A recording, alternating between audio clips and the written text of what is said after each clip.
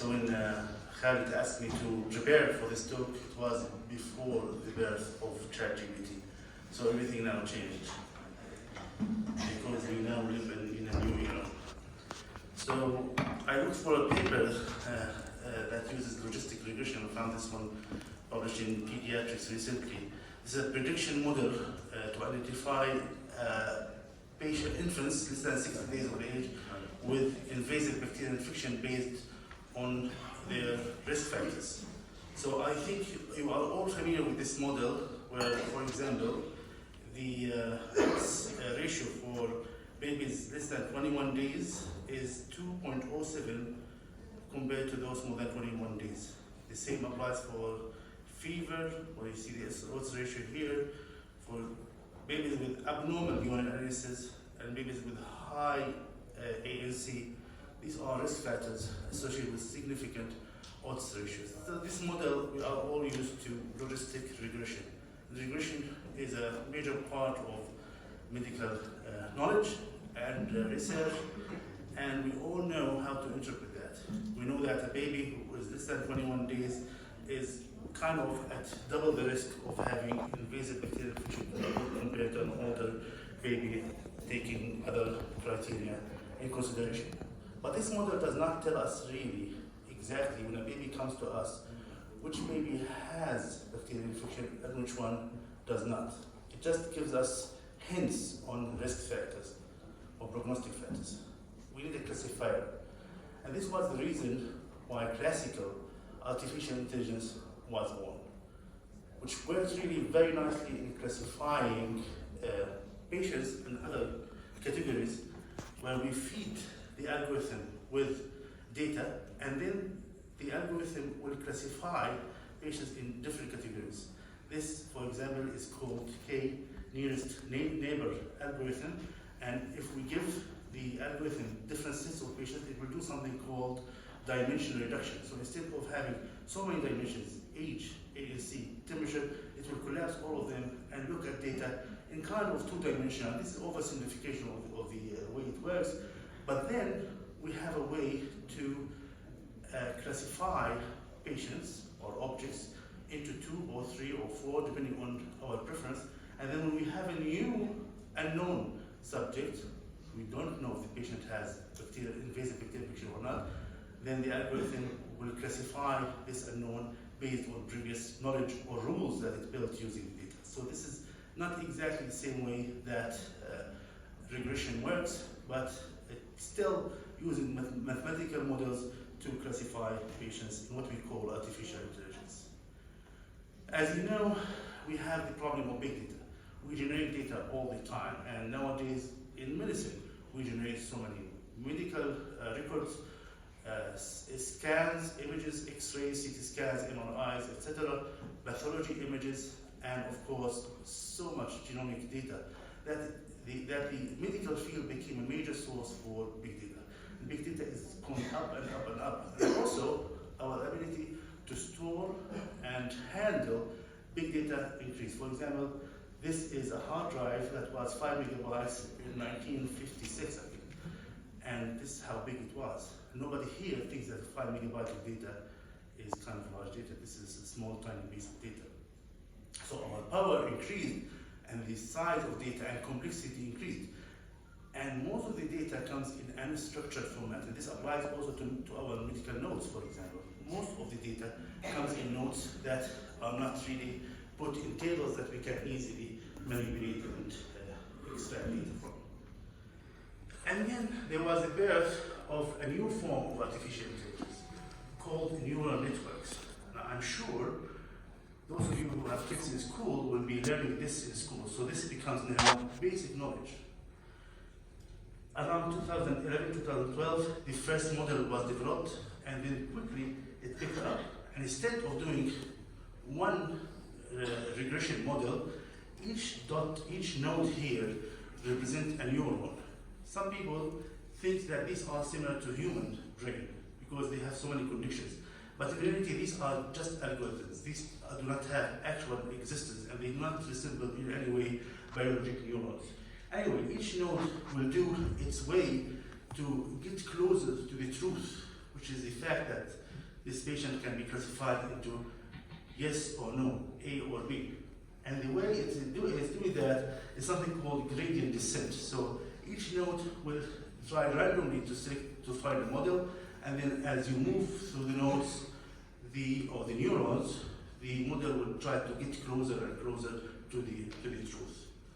So I know it's complex, but this is the basis of current artificial intelligence. In 2015, Google launched a very important platform called TensorFlow. This is a simple way to program neural networks. So it became possible for people, engineers with little programming skills to program neural networks and build models that will do the work of artificial intelligence. Now, although this needs so much computational power, we still can put this model in a small format, like you can put it on your smartwatch or your iPhone. When you look to your iPhone, the iPhone uses a model that was built using hundreds of thousands of faces. But then it can recognize your face among the hundreds of thousands of faces based on the knowledge that was built before and installed in your machine. And then another great development happened, and this is important history because this is really what led to where we are today. And where we are today is changing every day. So it's important to understand why all of this happened. A great revolution came not from computer industry, but from gaming industry. And those of you who have kids in the age of my son Yusuf knows that many kids are dumping their PlayStation now and purchasing PCs with video cards. So NVIDIA is a company that invested a lot in developing video cards, and these cards have so many processors. They may have up to 10,000 processors, unlike our computers. I'm sure all of you are aware of our processors that are 4 or 8 or 16 cores. But here we talk about so much computational power that you may have in your home or in your office for low cost, still able to do computations that maybe 10 years ago needed a supercomputer. This led to so many innovations in artificial intelligence, computer vision. I'm sure all of you are aware, as I said, the example of the face recognition in the phone, the way that auto cars using autopilot work, etc., etc. And for us in healthcare, looking at X-rays, recognizing the patterns in the X-rays and CT scans, this all started a new wave of revolution. Speech recognition, where you can dictate your note to the computer and then it will be translated to text. Generative models, where you can give, I'm sure all of you saw that on the internet, where you give the model some data and the model may generate a story or even draw a picture. Amazing. Reinforcement learning. And this came again from gaming world, where the algorithm can learn as it goes. This is still very primitive, but it gives the algorithm the ability to adjust, adapt, and change. For example, your smart car may be able to learn the patterns of your driving and change its algorithm accordingly. And then came a very important concept, NLP, Natural Language Processing. This is very important because now the biggest obstacle working with machines is that machines do not understand our language. There's a barrier. We cannot feed unstructured data, like when we talk or when we write our medical notes, which are so unstructured, to the machine. The machine has no way to understand. But this changed over time. First, algorithms to do text pre-processing, actually a new branch in engineering called feature engineering, changed the way that the data, the text is fed to the machine. And then we have the birth of transformers, which are have self-attention, meaning that instead of looking at the words as separate elements in the text, they give weight of each word according to the context in the text. So now machines not only can understand the words, but they also understand the context where these words exist. And then there's something important called contextual learning. And this is important because ChatGPT has this feature. ChatGPT cannot learn from any conversation.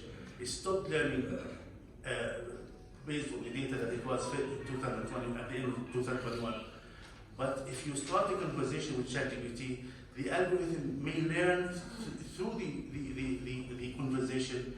You may give some information or instructions that will change the behavior of the algorithm. But once you start a new conversation, the whole thing will start from scratch. So when we use artificial intelligence algorithms in our field or in any industry, one important thing after developing and deploying the algorithm is to manage the model. And maybe this will be the role of administrators of hospitals in the future. It's not safe just to deploy algorithms and leave them where, because we need to monitor the work, we want to make sure that they are reprogrammed based on the new information. So this is really, I think this will be a major part of hospital administration in the future. As I said, algorithms can be deployed to smart tools, iPhones, watches, wearables, etc. And interestingly, models can be retrained. So I give always this example: when you have a dog that was trained before and you try to train the dog new skills, it's much easier than starting from scratch with a dog that was never trained. The same applies for models. If you have a model like ChatGPT, which was trained to understand spoken language, and you train the model to understand medical language, it's much easier than building something from scratch.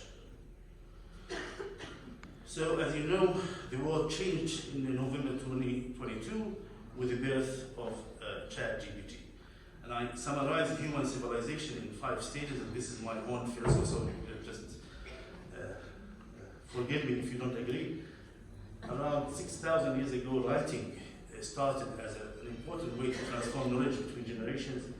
And then the 15th century printing led to explosion of knowledge sharing. By the end of the 20th century, internet was born, and Google, which I think is a landmark company in the history of our human knowledge, was born in 1998, and then ChatGPT came in 2022. I'm sure many of you are scared of what will come next, and you all have the right to think that super intelligence may come to our world sooner than later, but I'm sure no damage can be done to humanity more than what humans caused to humans. So instead of resisting the move, I advise all of you to accept it. I remind you, when the phones were invented, when cars were invented, when TVs were invented, people were resistant. Nobody wanted to try the new innovation. ChatGPT is the same. I'm sure many of you will resist the fact that this model or other artificial intelligence models will do the work that we used to do, and they think that they will not be able to do the job the same way we did it. This is a patient that came to us recently from Iraq. She was seen by 20 doctors in Iraq. We discussed her in multidisciplinary meeting. She had fever on off for 3 months, some respiratory symptoms, chest X-ray showed pleural effusion, which was shown on a CT scan, pleural effusion, some pericardial effusion generalized, lymphadenopathy. ESR 11, which is very low for somebody with such disseminated lymphadenopathy. She came with a tiny piece of lymph node that was taken in Iraq, and we could not really make the diagnosis. We did a bone marrow biopsy which showed nothing but pure red cell aplasia, and we did a PET scan. PET scan showed a maximum SUV of 3, which is not really consistent with lymphoma or infection. This is kind of low for an SUV. So we were puzzled with this, and we did not have a differential data.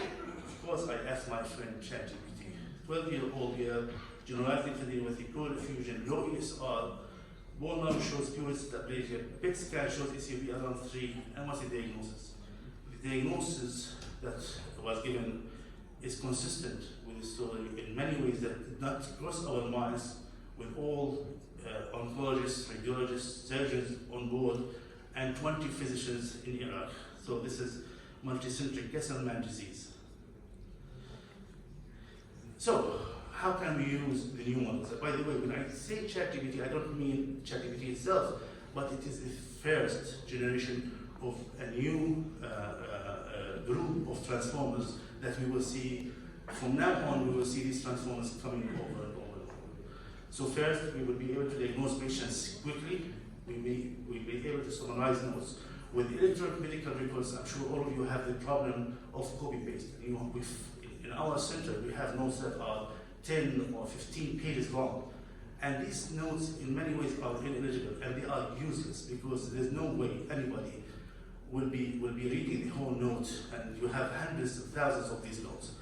ChatGPT is great in summarizing medical notes, decreasing errors, because as we do our work, we do errors, we are humans.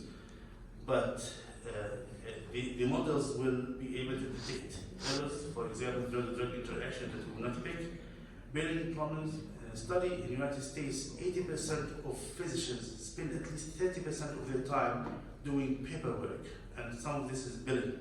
So believe me, this will be time saver and also money generating. Right policies. A couple of weeks ago, I'm on board for developing international guidelines for children with cancer, and we reviewed our vision, mission, and values. And I fed this to ChatGPT, spit out the important points that had to be changed in the policy. Everybody was impressed. It was in my work, it was the work of ChatGPT, but really the way that the text was applied is just beyond our ability to understand. Conduct research, and I'm sure many of you here will have resistance to this, and I understand that there are ethical issues in using any model in ChatGPT and in research, unless you list in your methods clearly how you utilize this model. I think in 10 or 20 years, medical research will change. So you'll be able to do your systematic review on demand. Once you need a systematic review for a subject, you just ask a model that will be definitely smarter than ChatGPT to do the work. 2 minutes. There's a hype cycle. Whenever a new technology comes in, our expectations goes up. The reality comes, so our expectations go down. And then as we learn more how to utilize the technology, things will reach the point of enlightenment where we know exactly how this will help us. Unfortunately, I don't have much to go over this, so I will be fast now, but this is where artificial intelligence will change our medical practice, will change pathology, clinical workflow, drug research and development, back office workflow, imaging and radiology, and precision medicine. European Union recently approved an algorithm that will be used in ERs all over Europe. It will detect if a chest X-ray is normal or abnormal. Bone age can be predicted easily using artificial intelligence. I hope all of you use Face2G, which is an application you can put in your phone, can recognize syndromes. Pathology will change or be transformed. Even immunostains will go away because the algorithm will be able to do digital immunostaining, ultrasound, pocket ultrasound, or point of care ultrasound will be really in your pocket. And I think this will be in the near future. You will not have a stethoscope in your pocket. You will have an ultrasound probe, and maybe families in home very soon. Instead of having a thermometer at home, they will have an ultrasound probe coupled with an AI algorithm that will be able to read the images perfectly. Predictive models like predicting women who have at risk of heart disease and helping in the process of hiring and staff retention. Predicting patients at risk of having a heart attack based on their cardiac rhythms, heart rate, beat-to-beat variations. It's called time series analysis, very important field in artificial intelligence. Importantly, regulations are coming in, like the FDA recently launched principles of artificial intelligence and machine learning device development, because this has to be regulated. Clinical trials in the future will be different, and we will be testing algorithms and models instead of testing drugs, because we have, with precision medicine, with our ability to learn about tumors, for example, and all the mutations and the huge range of medications available, it becomes challenging more and more. We will be able to use the drugs that are used before, but for different indications, to new indications using drug repositioning, using artificial intelligence models. We will be able to consolidate all data about patients, doing radiographics, genomics, etc. in one place thanks to artificial intelligence. Wearables will come in, and they are already available. I still question why in the 21st century we still need to go to a patient's room at 2 a.m. to take vital signs, where you can use wearables. This is on the right side of the slide. You see a recent echo probe that can be fixed to the patient's body, and you can do 24 hours monitoring of cardiac function. This was recently published in Nature. Failure story of Boston Oncology, which was launched by IBM, is an important story. I think the problem with this model and all Boston models is the lack of strong natural language processing models. So maybe in the post-ChatGPT era, we will see models like this that will be able to do the job of oncologists and other fields of medicine as well. So in my opinion, the phases of medical practice evolution, before we have the medicine before computers, and I hope none of you are stuck in this phase, and we have augmented medicine where we have immediate access to things like PubMed, Google, and ChatGPT, where we can enhance our ability to diagnose and treat patients, and then hybrid medicine, where we will work together with the machine. Maybe in the future, the patient will come to your room, the machine will take the history, as the patient is talking, will document the history and suggest a plan of care, and when the patient goes out, you will just need to sign the note. And your job as a clinician will be moving more and more towards counseling the patient and transferring the information, until maybe one day, I think that they will be coming, when the algorithm will be good in counseling patients as well. There are so many biases in the I'm going to stop here because this slide needs a couple of minutes. Thank you all.